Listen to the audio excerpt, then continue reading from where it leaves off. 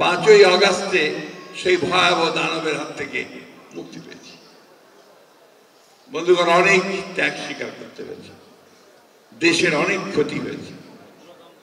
আমাদের এই 15 বছরে বাংলাদেশকে আমি যে ভাষায় সবসময় কথা বলতাম যে একটা ফোকলা রাষ্ট্রে পরিণত করে দেওয়া হয়েছে।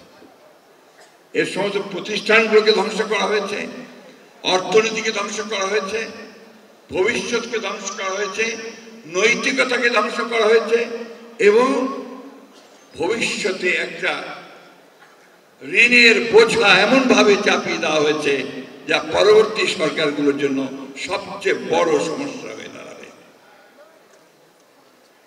তারপরেও আমরা যুদ্ধ করেছি, সংগ্রাম করেছি, লড়াই করেছি, জয়ী হয়েছি।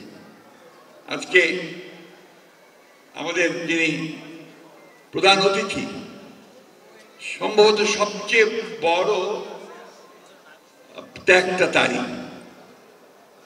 দীর্ঘ 6 বছর কারাগারে ছিলেন মিথ্যা মামলায়, এবং এমন একটা ঘরে তাকে দেওয়া হয়েছিল যে ঘরে ইঁদুর দৌড়তো, যেটাতে তার কোনো পরিচয় ছিল না। কথাটা এই জন্য বলছি যেগুলো আমরা ভুলে যাই। এবং শেষ দিন পর্যন্ত তিনি যখন অত্যন্ত অসুস্থ হয়ে হাসপাতালে, যেদিন ফ্যাসিবাদ পালিয়ে গেল সেই দিন মুক্ত হয়ে তার 2 দিন পরে বিএনপি যে জনসমাবেশ করেছিল পার্টি অফিসের সামনে, সেখানে তিনি কিন্তু একবারের জন্য তাদের প্রতিশোধ নেওয়ার কথা, প্রতিহিংসার কথা বলেননি। বলেছেন গণতন্ত্রের কথা, আপোষহীন গণতন্ত্রের কথা, মানুষকে ভালোবাসার কথা, প্রেমের। এখানেই পার্থক্যটা। আমাদের 60 লক্ষ মানুষের বিরুদ্ধে মিথ্যা মামলা হয়েছে বিএনপি। আমাদের 1700-র বেশি মানুষ গুম হয়ে গেছে ইলিয়াস আলী সহ। আমাদের প্রায় 20,000 মানুষকে বিনা বিচারে হত্যা করা হয়েছে। আর এই জুলাই আগস্টে আমাদের হিসাব মতে প্রায় 700 জন আমাদের ছাত্র দলের ছেলে, যুব দলের ছেলেকে গুলি করে হত্যা করা হয়েছে।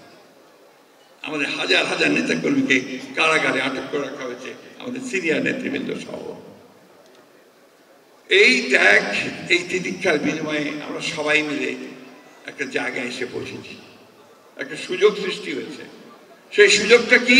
একটা নতুন গণতান্ত্রিক বাংলাদেশ তৈরি করবার কথাটা আমি জোর দিয়ে বলতে চাই। একটা গণতান্ত্রিক বাংলাদেশ আমরা এটাতে বিশ্বাস করি বলেই, পরিবর্তনে বিশ্বাস করে বলেই, এবং আমরা যে আগের যে রাষ্ট্র ব্যবস্থা, সেই রাষ্ট্র ব্যবস্থা দিয়ে দেশ এগিয়ে যাবে না তাতে বিশ্বাস করি বলেই আমরা সেদিন কিন্তু একাই দল থেকে 27 দফা রাষ্ট্র সংস্কারের কর্মসূচি দিয়েছিলাম 2022 সালে, এবং তারও আগে 2016 সালে দেশনেত্রী বেগম খালেদা জিয়া ভিশন ফর 2016 দিয়েছিলেন পরিবর্তন, ভিশন ফর 30, দুঃখিত, ভিশন ফর 2030 দিয়েছিলেন 2016 সালে। এবং সেখানে কিন্তু আজকের যে সংস্কারের কথাগুলো উঠে আসছে সমস্ত দলগুলোর কাছ থেকে প্রায় সবগুলোই সেখানে ছিল। আজকে এখানে আমাদের জাতীয় নেতৃবৃন্দ বসে আছেন, তাদেরকে সঙ্গে নিয়ে আমরা যে 27 দফা দিয়েছিলাম 7 তারিখে 22 সালে, সেটাকে আমরা কিন্তু 31 দফায় নিয়ে এসে আমরা পরবর্তীতে আবার সেটাকে আমরা ঘোষণা করে দিই। সমস্ত রাজনৈতিক দল যারা আমাদের সঙ্গে একসাথে কাজ করছিলেন। সুতরাং রিফর্ম, সংস্কারের কথা তো আমরা বলেছি আগে। এখন অত্যন্ত সুচতুরভাবে একটা প্রোপাগান্ডা চালানো হচ্ছে যে বিএনপি সংস্কার মানছে না বলেই দেরি হচ্ছে। এই কথাটা বলা প্রয়োজন, সেজন্য আমি বলছি। একটা মিডিয়াতে ক্যাম্পেইন হচ্ছে, সোশ্যাল মিডিয়াতে ক্যাম্পেইন হচ্ছে যে বিএনপি সংস্কার মানছে না। আমি তাদেরকে দয়া করে অনুরোধ করবো যে দয়া করে তারা এই বিষয়গুলো একটু ভালো করে দেখেন যে আমাদের 31 দফায় কি ছিল, এখন কি আছে। এখন আমাদের টিম এই ঐক্যমত সংস্কার কমিটির কাছে গিয়ে তারা কি বলছেন, কি মতামত দিয়েছেন, এটা জানা দরকার, নাহলে ভুল বোঝাবুঝি হবে। আমাদের এখানে মান্না সাহেব সঠিকভাবে বলেছেন যে উনি তো দেখছেন যে অনেকগুলোই প্রায় একমত হয়ে গেছে।